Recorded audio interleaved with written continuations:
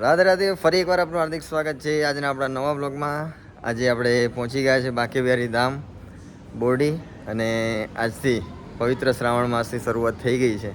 અને બાંકે બિહારી ધામમાં અત્યારે ઉત્સવના દિવસો ચાલી રહ્યા છે.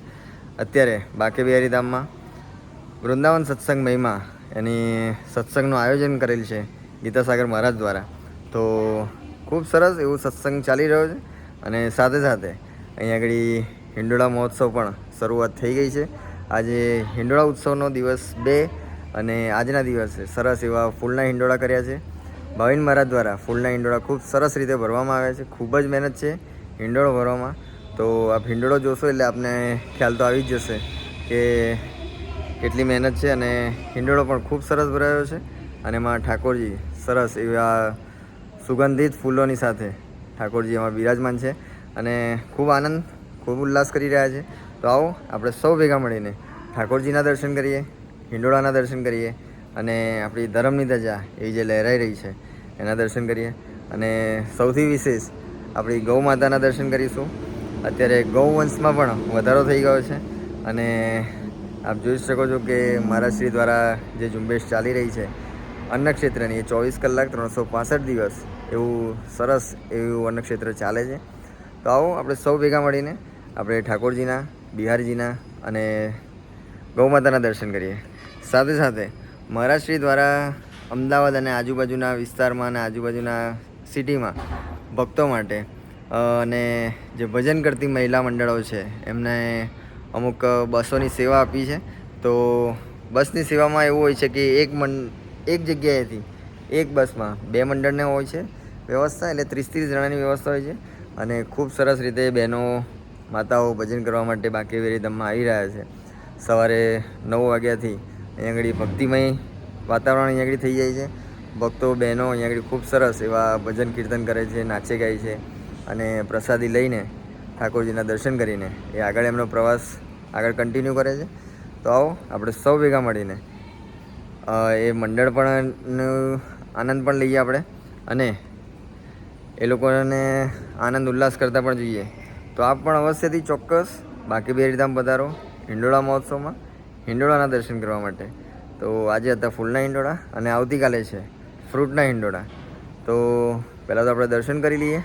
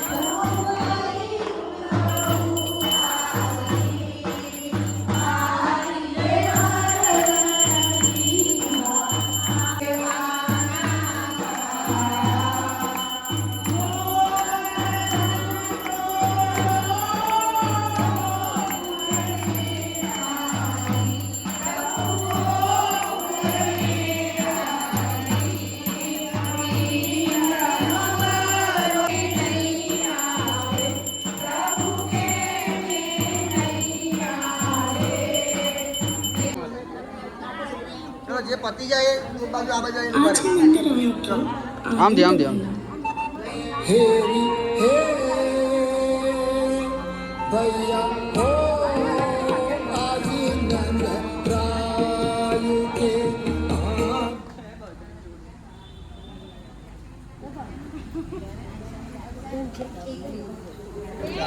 બાકે બિહારી લાલ કી જય. અમને બાકે બિહારીના મંદિરમાં ખૂબ જ આનંદ મજા કરી. અમે સવારે 2 કલાક ભજન કર્યા. ગૌશાળામાં અમને બહુ જ મજા આવી દર્શન કરવાની. અને અમે અહીંયા અવારનવાર મહારાજશ્રીના ભજનો ટીવીમાં યુટ્યુબ પર સાંભળીએ છીએ. અહીંયા બી અમે ઘણી વખત વર્ષમાં 4 થી 5 વખત આવીએ છીએ અને અમને ખૂબ જ સેવાનો લાભ મળે છે. અહીંયા ભંડારો અને આખા દિવસ ચા પાણી, જમવાના ટાઈમે જમવાનું, સાંજે બી અને ભજન મંડળ કરીને ખૂબ આનંદ મળે છે. અને જે મહારાજે અમને સરસ બસ સેવાનો લાભ આપ્યો અને જેણે બસનું અમને યોગદાન કરાયું તેમનો પણ ખૂબ ખૂબ આભાર. અને અમને જે સેવા મળી છે તેમાં આ મંડળનો અને બાકે બિહારી ધામનો ખાસ તો જે મારી માતા છે તેમને પણ ખૂબ ખૂબ આભાર. આ જગ્યા પવિત્ર છે, તેમાં પવિત્ર જગ્યા પર અમે પગ મૂકી તપોબન ભૂમિ પર અમે અમે અહીંયા બોરડીમાં સત્સંગમાં બહુ મજા પડી. સત્સંગ અમે સરસ કર્યો. અહીંયા બોરડીમાં અન્ન સેવા, ગાય સેવા બધું સરસ થાય છે. એ બહુ અહીંયા પવિત્ર વસ્તુ કહેવાય. ગાય માતા એ આપણી માતા છે, એ બહુ પવિત્ર વસ્તુ છે. અહીંયા આગળ અમે ફૂલનો હિંડોળો આજે જોયો. ફૂલનો હિંડોળો બહુ સરસ શણગાર્યો છે. અહીંયા આગળ જે ભંડારો 24 કલાક ચાલે છે એ લોકો એમાં જે આપે છે યજમાનો છે એમનો બી ખૂબ ખૂબ આભાર કહેવાય. અને છેલ્લે અમે એવું વિચારીએ કે ગીતા સાગર મહારાજની તબિયત ખૂબ ખૂબ સારી રહે અને ભગવાન એમને સરસ સરસ આવા નવા પાછા બોલતા કરી રહે અને ભગવાન એમને ખૂબ ખૂબ આયુષ્ય આપે એવી જ અમારી પ્રાર્થના. રાધે રાધે.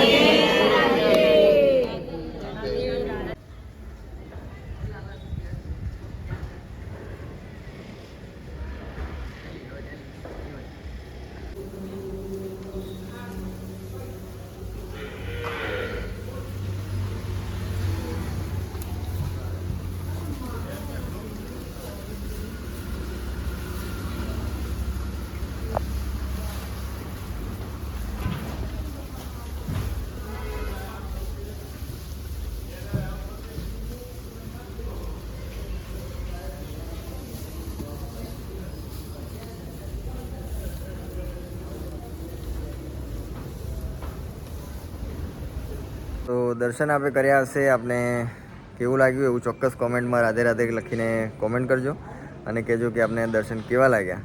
અને આવા ને આવા આપણા વિડીયો જોવા માટે આપણી ચેનલ કશ્યપ પ્રજાપતિ બ્લોગર એને લાઇક કરો, શેર કરો, સબસ્ક્રાઈબ કરો અને આપણું ફેસબુક અને ઇન્સ્ટાગ્રામ પેજ કશ્યપ પ્રજાપતિ એને પણ જરૂરથી ફોલો કરો. જય શ્રી કૃષ્ણ. રાધે રાધે.